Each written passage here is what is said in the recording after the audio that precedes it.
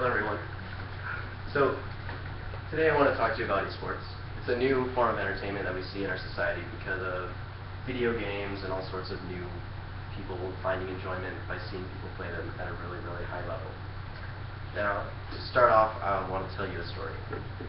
Say it's a regular Saturday, a kid's coming home from the store with his parents and they have their hands on their very first video game console. They're excited, they don't know what's in store for them.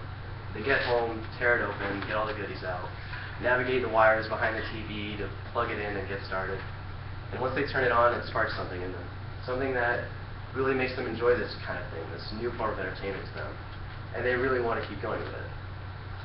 And if we fast forward a few years, this person is still playing video games, except there's been a bit of a scenery change. Thanks to the rise in esports, they're no longer playing in their parents' living room.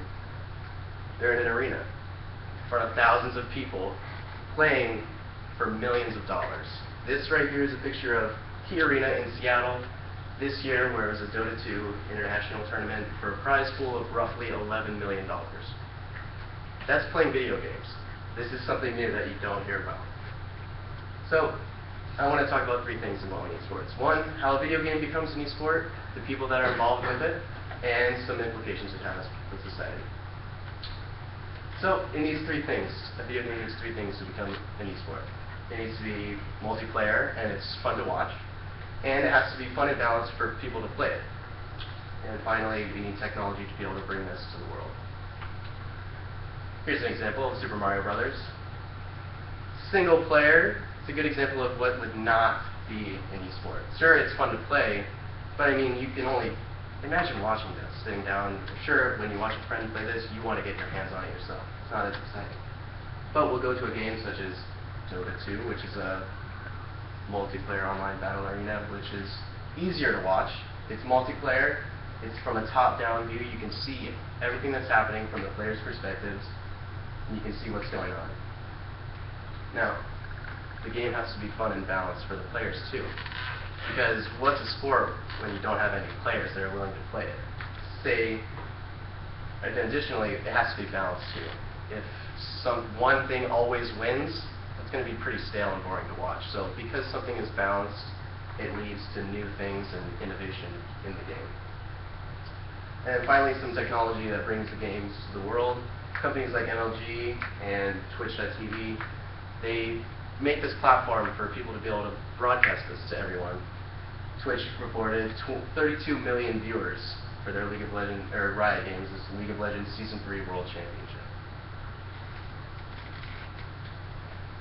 Now, I want to talk about the people that are involved with esports. We have your athletes, the viewers, and all the behind-the-scenes workers that help out. So, notice I said athletes. Some people might not agree that these video game professionals are athletes, but I'm here to talk about some differences between the two. Take your average football player. Sure, they're playing a game just like these professionals at esports, but it's a full-time job, just like a traditional athlete, and they practice day in and day out, and they're the best at what they do. Like a baseball pitcher with practice for countless hours getting their perfect curveball, professional esports players sit down and hone their abilities to be able to perform at the best.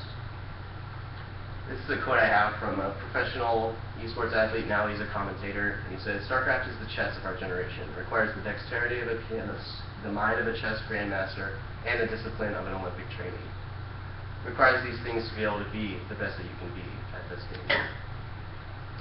So, secondly, the viewers.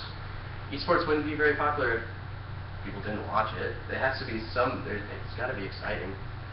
And without the viewers, it shows no reason for growth. I mean, if no one's watching, why put on these bigger spectacles for more money and for more people to see?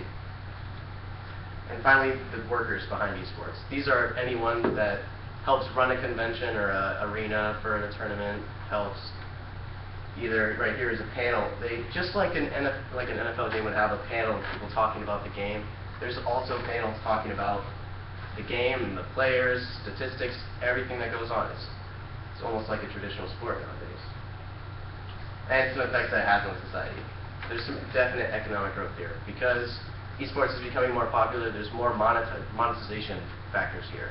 We can put commercials Because, as you saw earlier, 32 million people watched the League of Legends tournament.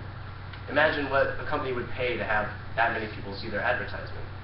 Imagine all the sorts of things you can have. Companies nowadays even sponsor these esports athletes by putting their brand name on their shirts or making them use certain peripherals. And finally, with esports becoming more mainstream. Right now in America, it's not the fact that it's not very mainstream. Our traditional sports still rule, but they're coming. Esports is taking over the online audience. It's what's mostly being seen online. But in instances like Korea, there are 2 channels that broadcast professional StarCraft. On GameNet and NBC Game, they hosted professional video game tournaments on their national TV.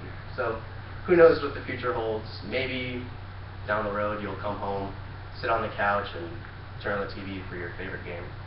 That's not a traditional sport. Thank you.